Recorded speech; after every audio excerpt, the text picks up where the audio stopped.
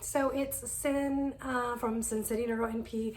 So if you didn't already know, I do short clinical pearls and just education in the field of neurology for nurse practitioners interested in neurology, and also for maybe medical students, because a lot of my knowledge, a lot of my education knowledge, like a little more than you would learn as an NP, or anybody that's just interested in neurology. Nothing I say is intended as medical advice. Okay, so disclaimer, it's also in my page description. So today we are going to be talking about autoimmune encephalitis. If you watched my short yesterday, I did kind of an introduction about it. So some of the ones that I'm going to talk about, and if you didn't know, in my other videos I did mention that I go off the cuff, so I don't write scripts, I'm just talking. NMDA receptor antibody encephalitis, so that's one. Then Caspr-2, LGI1 encephalitis. There's also Hashimoto's encephalitis, so thyroiditis encephalitis. And so I'm just going to kind of go over a little bit of those. So like NMDA antibody receptor, so that is often associated with teratomas, so a tumor on the ovary, and is producing these antibodies that cause symptoms, neuropsychiatric symptoms, often symptoms just of encephalitis, hallucinations, and just kind of bizarre behavior. And there are many people who have had this and that have had, diagnoses of psychiatric illness, and it turns out that they actually have an autoimmune disease, and you take those that tumor out. Sometimes they need immunomodulating treatment. So when I say immunomodulating, I mean things like disease-modifying drugs, steroids, IVIG, plasmapheresis. Caspr-2 encephalitis, that's another type.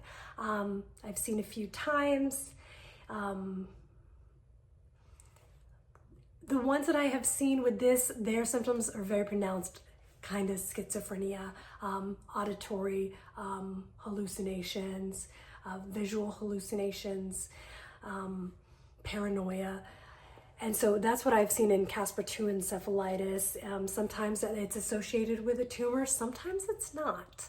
Then there's LGI1 encephalitis. That's another one that I see not infrequently. It's rare, but I've seen it a few times.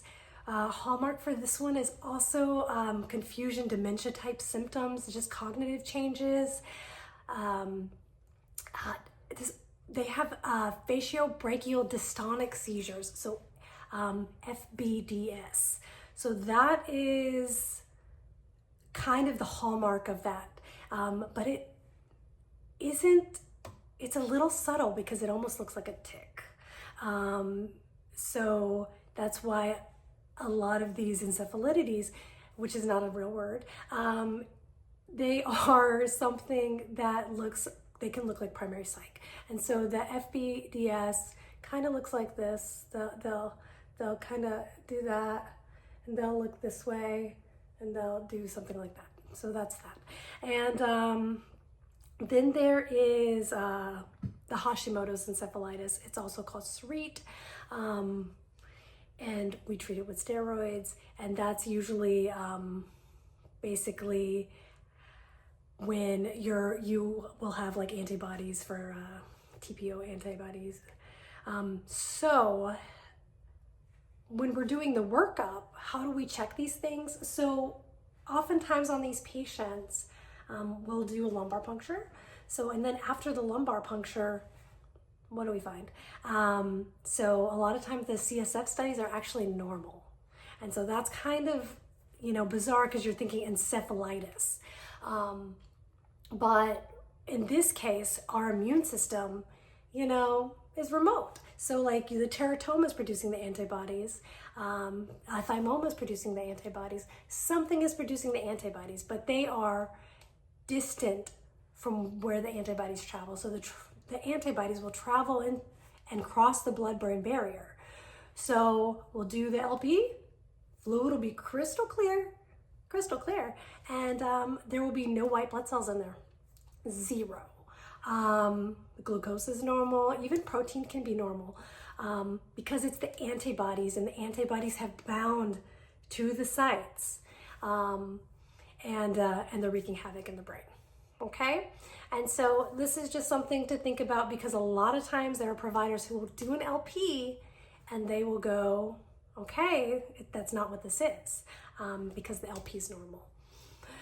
Now, some of those antibodies we can get out of the CSF. So like the NMDA, when we send out the CSF studies, we send that out, it can come back positive. But just think, it can also be in our serum. So it's in our bloodstream because it's produced remotely. It can be in your bloodstream. So we do a serum test. So serum paraneoplastic evaluation, and that's typically is a send out reference, and so that can come back positive. Okay, each one of these is treated differently